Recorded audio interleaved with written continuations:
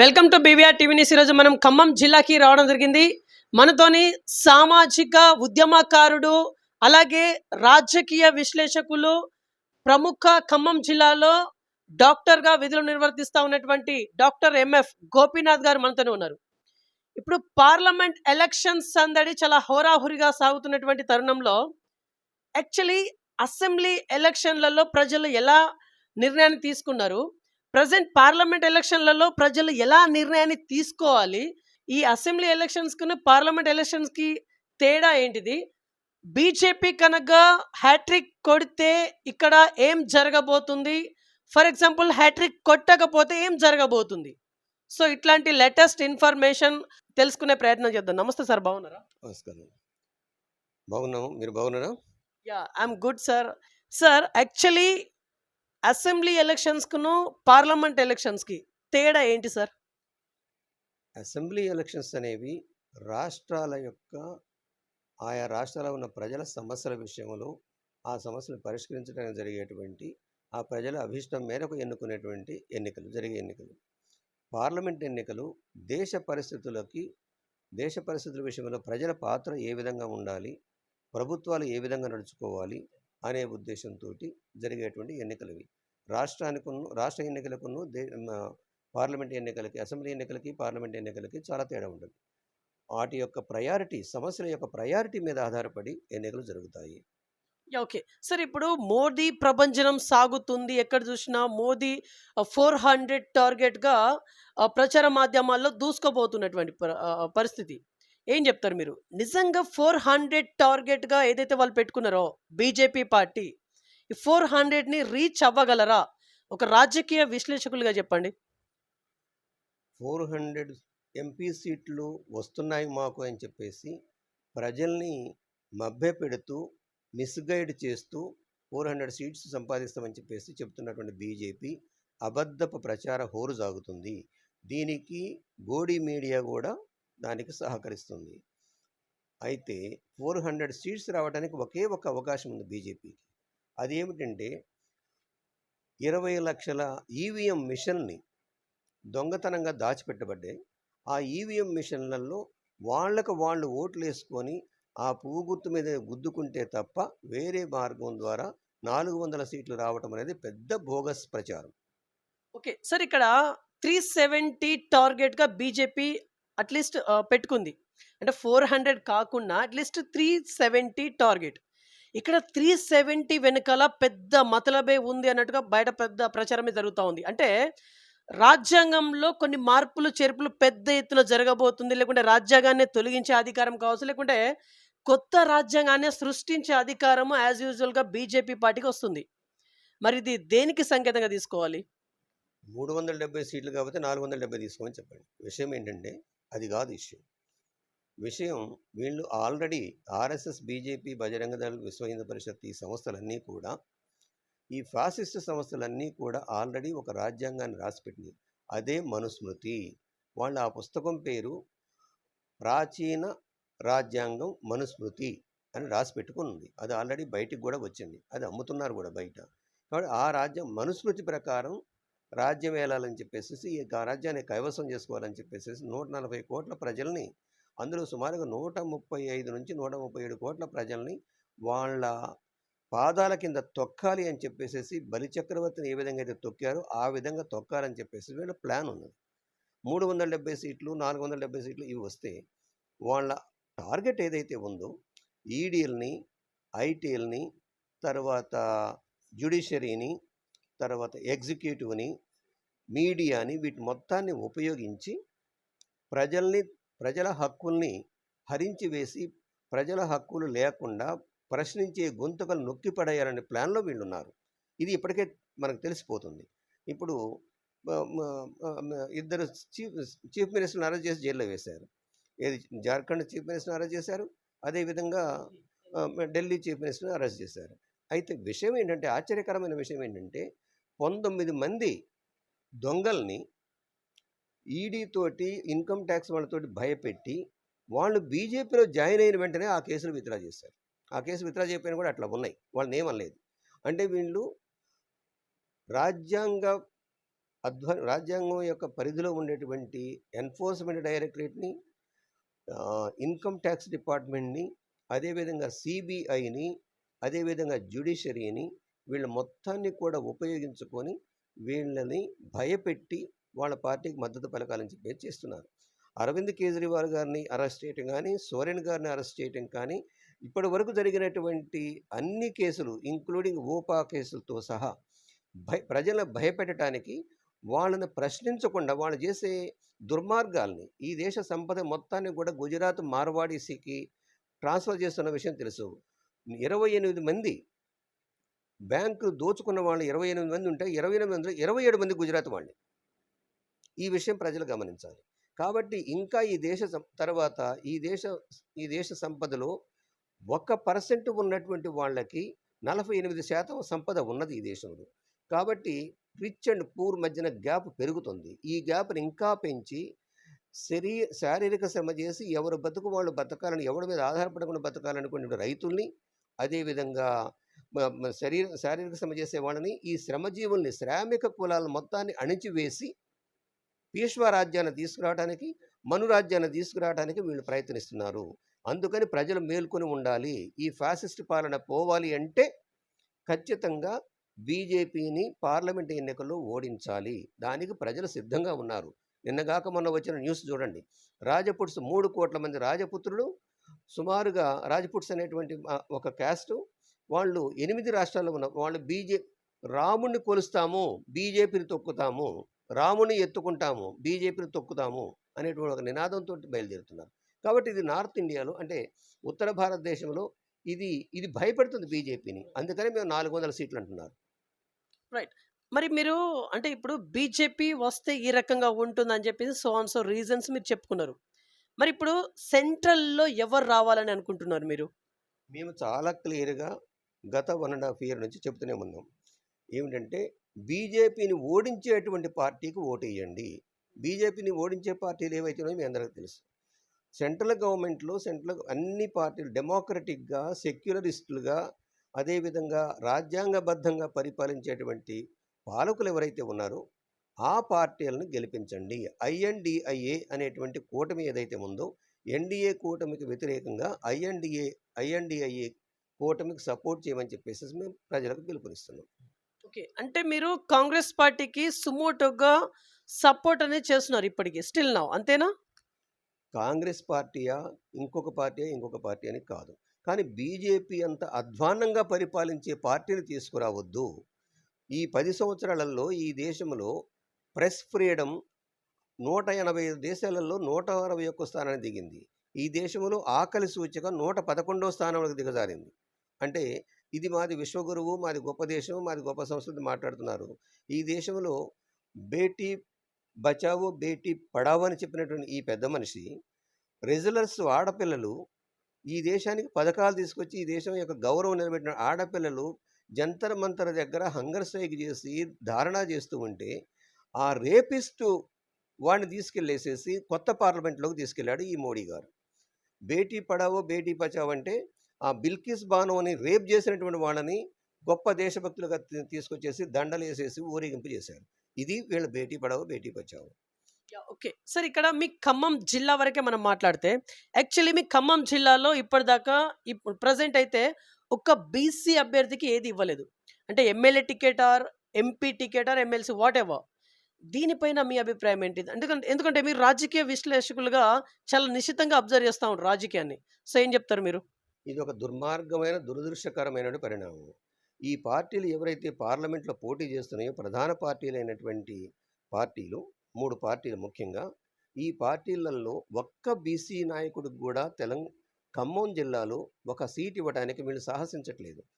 ఇక్కడ ఖమ్మం జిల్లా, ఉమ్మడి ఖమ్మం జిల్లాలో ఎస్సీ ఎస్టీలకు ఎట్లాగో రిజర్వేషన్స్ ఉన్నాయి, వాటిని వాళ్ళు తీసేయలేరు. కాబట్టి వాళ్ళు తీస్తే ప్లాన్ చేసినా కూడా సాధ్యం కాదు. కాబట్టి ఇప్పుడు వాళ్ళు దానికి, కానీ ఒక్క బీసీ క్యాండిడేట్కైనా కూడా కనీసం ఒక ఎమ్మెల్యే సీటు కానీ, ఒక ఎంపీ సీటు కానీ, ఈ ఎంపీ సీట్ అయినా కూడా బీసీకి వస్తుందేమని చెప్పేసి మేము ఆశించాము. ఆ ఆశలు నిరాశ అయిపోయింది. ఖమ్మం జిల్లాలో ఒక బీసీకైనా కూడా ఎంపీ సీట్ ఇవ్వాల్సి ఉందని చెప్పేసి వీళ్ళు ఇవ్వకపోవటానికి బీసీల మీద వీళ్ళు అవలంబిస్తున్నటువంటి ఒక దుర్మార్గమైనటువంటి 55% ఉన్న బీసీలని అణిచివేసేటువంటి కార్యక్రమమే ఈ విధంగా ఉన్నదని చెప్పేసి మేము చెప్పాలనుకుంటున్నాం. ఓకే. ఇప్పుడు మీరు కాంగ్రెస్‌కి సపోర్ట్ చేస్తున్నారు. ఇప్పుడు ఎంపీ అభ్యర్థి బీసీకైతే ఇవ్వలేదు. అది మీకు కూడా తెలుసు. మరి ఇప్పుడు ఈ బీసీ వాళ్ళు అందరికందరూ సపోర్ట్ చేస్తారు అని జెప్పేసి అనుకోవచ్చా? లేకుంటే చెయ్యరు అని జెప్పేసి అనుకోవచ్చా? అది వాస్తవంగా బీసీలు నిర్ణయించాల్సిన అవసరం ఉంది. కానీ ఇప్పుడున్నటువంటి పరిస్థితులలో ఆర్ఎస్ఎస్, బీజేపీ మనువాద ఫాసిస్టు పార్టీలని ఓడించాలి అని చెప్పి మాత్రమే మేము నినాదమిస్తున్నాం. వీళ్ళని ఎవరైతే ఓడించగలుగుతారో వాళ్ళకి ఓట్లేయమని చెప్పేసి మేము చెప్పాలి. వాళ్ళు ఎవరు ఓడించగలుగుతారు అంటే ఐఎన్డీఏ కూటమి ఓడించగలదు. కాబట్టి ఐఎన్డీఏకి ఓటేయమని చెప్పేసి మేము ప్రజలకి విజ్ఞప్తి చేస్తున్నాం. యాహ్! ఓకే. సరే, ఇక్కడ తెలంగాణ రాష్ట్రంలో ఇప్పుడు ఒక పెద్ద టాపిక్ ఫోన్ ట్యాపింగ్. ఈ ఫోన్ ట్యాపింగ్ వలన నిజంగా చాలామంది పెద్ద పెద్ద వ్యక్తులు ఎవరైతే అంటే సొసైటీలో పేరు ప్రఖ్యాతులు ఉన్నటువంటి వ్యక్తులు నిజంగా వాళ్ళు నష్టపోయాలని చెప్పేసి ఈ మధ్యలోనే రీసెంట్‌గా వన్ బై వన్ తెలుస్తా ఉంది. యాక్చువల్లీ ఫోన్ ట్యాపింగ్ అనే వ్యవహారం పైన మీరేం చెప్పాలనుకుంటున్నారు? ఫోన్ ట్యాపింగ్ అనేది పర్మిషన్ లేకుండా, లీగల్ పర్మిషన్ లేకుండా ఫోన్ ట్యాపింగ్ చేయడం అనేది నేరము. మొట్టమొదట ఈ నేరం కింద వాళ్ళని అరెస్ట్ చేయాలి మొదట. రెండవది, నా ఫోన్ కూడా ట్యాప్ చేశారు. 6 నెలల క్రితం నాకు ఒక మిత్రుడు యూఎస్ నుంచి, అమెరికా నుంచి ఫోన్ చేసి, సార్ మీరు జాగ్రత్తగా ఉండండి, మీ ఫోన్ ట్యాప్ అవుతుంది అన్నారు. నా ఫోన్ ఏమిటి, భార్యాభర్తలు మాట్లాడుకున్న రహస్యమైన మాటలు కూడా వాళ్ళ ఫోన్ ట్యాప్ చేశారు. హీరోయిన్స్ ఫోన్ ట్యాప్ చేసి వాళ్ళని సరెండర్ చేసుకున్నారు, వాళ్ళని సెక్షువల్గా హరాస్ చేశారు. రెండవది, బంగారపు షాపులు వాళ్ళని, రియల్ ఎస్టేట్ వాళ్ళని, బిల్డర్స్ని బెదిరించేసి డబ్బులు వసూలు చేశారు. తర్వాత రాజకీయ నాయకులను కూడా బెదిరించి వాళ్ళకి సరెండర్ చేయించుకున్నారు. కాబట్టి ఫోన్ ట్యాపింగ్ కింద పోయిన ప్రభుత్వం చేసినటువంటి ఈయనున్నాడు కదా కేటీఆర్, ఆయన చెప్పింది ఏంటంటే 1-2 సార్లు అయితే ఏమిటది, అసలు నీకు ఆ రైట్ ఎక్కడుంది? నువ్వు మా జీతగాడివి, మా ఓట్ల ద్వారా నువ్వు ఎన్నుకోబడ్డావు, నువ్వు మా ప్రజల సంక్షేమం కోరాల్సిన వాడివి, మా రహస్యాలని ట్యాప్ చేయాల్సిన అవసరం నీకేముంది? మేమైనా దేశద్రోహులమా? మేము దేశద్రోహులం కాదు కదా. మీ అంత దేశద్రోహులు అసలు ఈ దేశంలో ఎవడు లేడు. ఈ ఫోన్ ట్యాపింగ్ విషయంలో మాత్రం ఖచ్చితంగా యాక్షన్ తీసుకోవాలని చెప్పేసి మేము ప్రభుత్వాన్ని డిమాండ్ చేస్తున్నాం. యాహ్! ఓకే. సార్, ఇక్కడ మీ ఫోన్ ట్యాప్ జరిగిందా? ఎలా చెప్పగలుగుతున్నారు మీరు? అంటే ఏదైనా సంభాషణ బయటికొచ్చిందా మీరు మాట్లాడింది? దీన్ని ఎలా డిసైడ్ చేసిర్రు మీరు? మీ ఫోన్ ట్యాప్ అయినట్టుగా ఎలా డిసైడ్ అయితాళ్ళు మీరు? నా ఫోన్ ట్యాప్ అయినట్టు ఎవరైతే ఏ డిపార్ట్మెంట్కి అయితే ఒప్పజెప్పారో వాళ్ళు చెప్పారు నాకు, మీరు జాగ్రత్తగా ఉండండి, మీ ఫోన్ ట్యాప్ అవుతుందని. అంతకని ఇంకేం కావాలి? నేను పేర్లు చెప్పాల్సిన అవసరం లేదు. మీరు ఏదో కేసులో ఇప్పటివరకు ఉన్నారంట. ఆ కేసు విషయం గురించి ఏం చెప్తారు? అసలు యాక్చువల్లీ ఆ కేసు ఏంటిది? ఇప్పటికీ ఆ కేసు అనేది ఇప్పటికి ఉందా? అసలు ఏం చెప్తారు? ఆ కేసు యాక్టివ్ గురించి ఏం చెప్తారు? మేము ఈ దేశ మూలవాసులు, మేము ఆది శూద్రులం. ఈ దేశంలో ఉన్నటువంటి ప్రతి మిల్లీమీటర్ ల్యాండ్ మాది. మా దేశం మీద దండెత్తి వచ్చినటువంటి విదేశీయులు పరిపాలిస్తున్నారు. మా మీద కేసులు పెట్టారు. మా దేశం మాకు ఇవ్వండి, మా దేశంలో మమ్మల్ని స్వతంత్రంగా బతకడం అని చెప్పడం మాత్రమే చేస్తుంది. దేశాన్ని రక్షించండి, రాజ్యాంగాన్ని రక్షించండి, ప్రజాస్వామ్యాన్ని రక్షించండి అని 3 నినాదాలు ఇచ్చిన నా మీద ఊపా కేసులు లాంటివి, దేశద్రోహం లాంటి కేసు, 120B కేసు లాంటివి పెడితే ఇది నవ్వుతారు, ప్రజలు నవ్వుతారు. నేను ఇక్కడ కూర్చొని హాస్పిటల్లో పనిచేసేవాడిని. నా దేశం కొరకు నేను మాట్లాడతాను. భగత్ సింగ్ ఎట్లయితే మాట్లాడారో నేను అదే విధంగా మాట్లాడతాను. చంద్రశేఖర్ ఆజాద్ ఎట్లయితే మాట్లాడారో నేను కూడా అదే విధంగా మాట్లాడతాను. ఈ దేశాన్ని రక్షించుకోవాల్సిన బాధ్యత మేధావి వర్గం మీద ఉంది, ప్రజల మీద ఉంది. ఈ దేశంలో సివిల్ వార్ రాకుండా చూడాలి అంటే అది చూసే బాధ్యత వీళ్ళ మీద ఉన్నది. ఈ దేశంలో ఉన్నటువంటి సెక్యులరిజాన్ని కాపాడుకోవాల్సిన బాధ్యత ఈ దేశ ప్రజల మీద ఉంది. ఈ దేశ ప్రజలు ఒకటిగా 141 కోట్లలో ఒక మనిషిగా ఈ దేశ సిటిజన్గా నాకు ఈ హక్కు ఉన్నది. అయినా కూడా నా మీద కేసు పెట్టారు, ఊపా కేసు పెట్టారు. నేను దేశ అన్లాఫుల్ యాక్టివిటీస్ ప్రివెన్షన్ యాక్ట్ అది. అన్లాఫుల్ యాక్టివిటీస్ ప్రివెన్షన్ యాక్ట్ అనేది నేను ఎక్కడ అన్లాఫుల్ యాక్టివిటీ చేశాను? నేను ఒక డాక్టర్గా ఉన్నాను. ఈ దేశంలో మొట్టమొదటి దళిత కార్డియాలజిస్ట్ని. నాకు అన్లాఫుల్ యాక్టివిటీ చేయాల్సిన అవసరం ఏముంది? నాకు ఏమైనా అన్లాఫుల్ యాక్టివిటీ చేస్తుంది ఈ కేంద్ర ప్రభుత్వం, ఈ రాష్ట్ర ప్రభుత్వాలు, మేము కాదు, ప్రజలం కాదు. కేంద్ర ప్రభుత్వం ఈ దేశాన్ని నమ్ముతుంది. కేంద్ర ప్రభుత్వం ఈ దేశంలో ఉన్నటువంటి సంపదను మొత్తాన్ని కూడా గుజరాత్ మార్వాడీలకు కట్టబెడుతుంది. ఈ దేశంలో ఉన్నటువంటి బ్యాంకులు దోచిపెడుతుంది వాళ్ళకి. ఈ దేశంలో ఉన్నటువంటి మినరల్ రిసోర్సెస్ మొత్తాన్ని కూడా విదేశస్తులకి ఈ దేశస్తులకి మల్టీనేషనల్ కంపెనీ కట్టబెడుతుంది.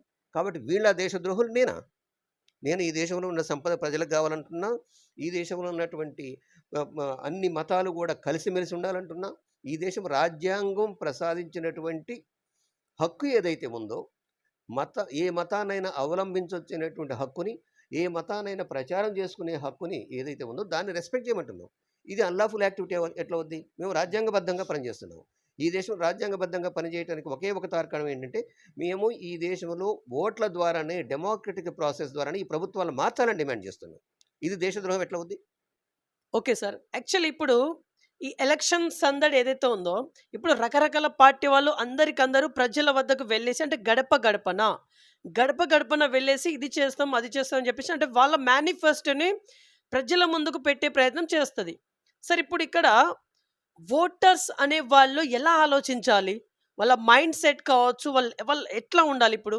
వాళ్ళు ఎట్లా ఉంటే బెటర్ అని చెప్పేసి మీరు అనుకుంటున్నారు?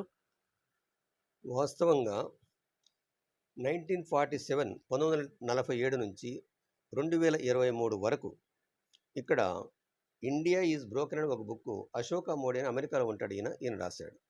ఈయన చెప్పింది ఏమిటంటే 1947 నుంచి 2023 వరకు భారతదేశం ఎందుకు మిగతా దేశాల కన్నా వెనకబడి ఉన్నది. 1947లో భారతదేశానికి స్వతంత్రం వచ్చింది. 48లో హిరోషిమా నాగసాకి ప్రాంతాలైనటువంటి జపాన్లో బాంబు దాడులతోటి ఆటం బాంబులతోటి నాశనం చేశారు. కానీ 48 నుంచి జపాన్ ఏ విధంగా అభివృద్ధి చెందింది, అమెరికాని ఇప్పుడు ఏ విధంగా ఛాలెంజ్ చేస్తుంది, మరి భారతదేశం అమెరికా దగ్గర చెప్పబట్టుకొని ఎందుకు ఎలాడగొడుతుంది? 60 సంవత్సరాల పరిపాలనలో 65 సంవత్సరాల పరిపాలనలో జరిగినటువంటి పరిణామాలు భారతదేశం ఎంతవరకు కుంగదీశాయో అంతకన్నా అనేక రెట్లు ఈ 10 సంవత్సరాల కాలంలో భారతదేశం అట్టడుగు స్థాయికి దిగజారిపోయింది. అన్ని graphs developmental indices 52 developmental indices మొత్తం కూడా దిగజారిపోయాయి. ఇందులో ప్రధానంగా ఏమిటంటే ఎడ్యుకేషన్ స్టాండర్డ్, తర్వాత మెటర్నల్ మోర్టాలిటీ రేటు, బాలింత మరణాల రేటు, శిశు మరణాల రేటు, వీటి విషయంలో భారతదేశం అట్టడుగు స్థాయిలో ఉన్నది. ఆకలి చావులలో భారతదేశం అట్టడుగులో ఉన్నది, భారతదేశం హయ్యెస్ట్ లెవెల్లో ఉన్నది. ప్రెస్ ఫ్రీడంలో ప్రశ్నించేటువంటి హక్కు ఏదైతే ఉందో దాన్ని అణిచివేస్తున్నారు. కాబట్టి ఈ విషయాలు మొత్తం గమనించినట్లయితే ఈరోజు ప్రజలు ఆలోచించాల్సింది, నిరుద్యోగం ఒక సమస్య అయితే, తర్వాత హెల్త్కి, తర్వాత ఎడ్యుకేషన్కి, ఈ రెంటికి పెట్టేటువంటి బడ్జెట్ ఏదైతే ఉందో ఈ బడ్జెట్ని కనీసం ఇప్పుడున్న దానికన్నా అనేక రెట్లు పెంచాల్సిన అవసరం ఉందని చెప్పి ప్రజలు మేధావర్గం డిమాండ్ చేస్తుంది. దానికి బదులుగా వీళ్ళు ఏం చేస్తున్నారు? మతమౌఢ్యాన్ని నింపుతున్నారు. స్కూళ్ళల్లో అటెండెన్స్ తీసుకునేటప్పుడు కూడా అటెండెన్స్ తీసుకోమంటే ముందు స్కూళ్ళల్లో ప్రజెంట్ సార్ అనేవారు. టీచర్ కనుక పేరు పిలిస్తే ప్రజెంట్ సార్ అని చెప్పి ఇప్పుడు లేచి జై శ్రీరామ్ అనమంటున్నారు. భూత వైద్యాన్ని ప్రచారం చేస్తున్నారు. మెడికల్ బుక్స్ అన్నీ కూడా పతంజలి విషయం మీకు తెలుసు. పతంజలి లాంటి వాళ్ళకి సపోర్ట్ ఎవరిచ్చారు? ఈ కేంద్ర ప్రభుత్వం ఇచ్చింది. పతంజలి పెట్టేటువంటి ఆ థర్డ్ క్లాస్ మెడిసిన్స్ అనేటువంటి వాటిని, ఆ టానిక్స్, ఆ మందులు, ఈ మందులు ఏవైతే ఉన్నాయో ఈ మొత్తం కూడా పాయిజన్స్. అవి ఆ పాయిజనస్ మెడిసిన్స్ కూడా డిస్ట్రిబ్యూట్ చేసేదానికి లైసెన్స్ ఇచ్చింది ఎవరు? ఈ ప్రభుత్వమే కదా. కాబట్టి ప్రజలు ఈరోజు కోరుకునే 3 విషయాలు. ఒకటి, నిరుద్యోగ సమస్య పరిష్కారం కావాలి. రెండవది, రైతాంగం యొక్క గిట్టుబాటు ధర కావాల్సింది, మినిమం గ్యారంటీ ఇది కాదు కావాల్సింది, వాళ్ళకి లాభసాటి ధర ఇవ్వాలని చెప్పేసి మేము డిమాండ్ చేస్తున్నాం. ఇది ఒక రాంగ్ కాన్సెప్ట్ ఉంది. గిట్టుబాటు ధర రైతుకు కావాలనేది. ఒక పెన్ను తయారు చేసిన వాడికి హక్కు ఉన్నది. ఇది 100 రూపాయలకు అమ్ముతున్నా, 2 రూపాయలకు అమ్ముతున్నా అనేది. కానీ రైతు ధాన్యాన్ని ధర నిర్ణయించేటువంటి అధికారం నీకెవడిచ్చాడు అసలు? రైతు పండించిన పంటకి రైతు లాభసాటిగా ధర నిర్ణయించుకునే హక్కు రైతుకి ఇవ్వాలి. అది 398 రోజులు స్ట్రైక్ చేస్తే అది విత్డ్రా చేసుకున్నారు. తర్వాత ఇప్పుడు ఇంకొకటి ఏంటంటే కార్మిక చట్టాలు, 4 కార్మిక చట్టాలు, రోజుకు 12 గంటల పని చేయించాలని చట్టం. ఈ దరిద్రం అంతా కూడా ఈ 10 సంవత్సరాల్లో బీజేపీ ప్రభుత్వం తీసుకొచ్చింది. అందుకని ఈ బీజేపీ ప్రభుత్వాన్ని ఇక రెస్ట్ తీసుకోండి, మీరు లూట్ చేసినంత వరకు చాలు. కానీ ఈ దేశాన్ని మరీ అప్పుల పాలు చేయకుండా, దేశాన్ని ప్రజలు ఇప్పటికే 1,50,000 1,50,000 రూపాయలు ఒక్కొక్క పుట్టే బిడ్డ మీద కూడా ఉంది హక్కు. కాబట్టి ఇక చాలు, ఇక బంద్ చేయండి. బంద్ చేసి మీరు ఇళ్ళకి వెళ్ళిపోండి. మీరు భజన చేసుకోండి. మీరు రామ భజన చేసుకుంటారు, ఇంకో లేకపోతే దయ్యం భజన చేస్తారు, దేవుడు భజన చేస్తారు, మీ ఇష్టం, మీరు చేసుకోండి. అది ఓకే సార్, ఇంటర్వ్యూ కన్క్లూడ్ ఇచ్చేసే ముందు లాస్ట్ అండ్ ఫైనల్లీ ఏమైనా చెప్పి ముగించాలనుకుంటున్నారా? Final one. ఇంకా ఎందుకంటే మీరు రాజకీయాన్ని చాలా నిశితంగా, చాలా దగ్గరగా అబ్జర్వ్ చేస్తూ ఉంటారు కాబట్టి ఫైనల్లీ ఏం చెప్పి ముగిస్తారు? ఏమి లేదు, ఈ దేశ ప్రజలకు మా విజ్ఞప్తి ఏమిటంటే, ఈ దేశంలో ఇది ఒక ఫాసిస్ట్ పరిపాలన ఉన్నది. ఈ దేశంలో ఉన్నటువంటి మత సామరస్యాన్ని, కుల సామరస్యాన్ని, వీటిని రాజ్యాంగం ఇచ్చినటువంటి హక్కుల ప్రకారం నడవాలి. సెక్యులరిజం ఉండాలి. ఎవరికైనా వాళ్ళ మత స్వేచ్ఛ వాళ్ళకు ఉండాలి. పని చేసేవాడికి పని ఇవ్వాలి. ఆ బాధ్యత ప్రభుత్వానిది. పని చేసే హక్కు ప్రజలది. ఆ హక్కుని పని కల్పించాల్సిన బాధ్యత ప్రజలది. కాబట్టి ఈ దేశంలో వైద్య రంగం, విద్యారంగం ప్రైవేటు పరం కాకూడదు. 100కి ప్రైవేట్ రంగంలో 92% ఉద్యోగాలు ఉన్నాయి, 8% ప్రభుత్వ రంగంలో ఉన్నాయి.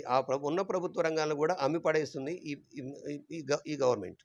కాబట్టి ఎల్ఐసి లాంటిది, ఎయిర్పోర్ట్స్ లాంటివి, తర్వాత రైల్వేస్ని, తర్వాత మన షిప్ యార్డ్స్ని, వీటి మొత్తాన్ని కూడా అదానీ అంబానీలకి దారదత్తం చేస్తున్నారు. దాని నుంచి బయటపడాలంటే ఈ ప్రభుత్వాన్ని సాగనంపండి. ఇదే మేము ప్రజలకు ఇచ్చే పిలుపు, ప్రజలకు విజ్ఞప్తి చేసే విషయం ఇది. ఓకే. సో ఇదండి ఇవాల్టి ఇంటర్వ్యూ. నెక్స్ట్ మరొక ఇంట్రెస్టింగ్ మరి ఇంపార్టెంట్ టాపిక్తో మీ ముందు చూస్తున్నాం. BVR TV news. Until then bye, take care.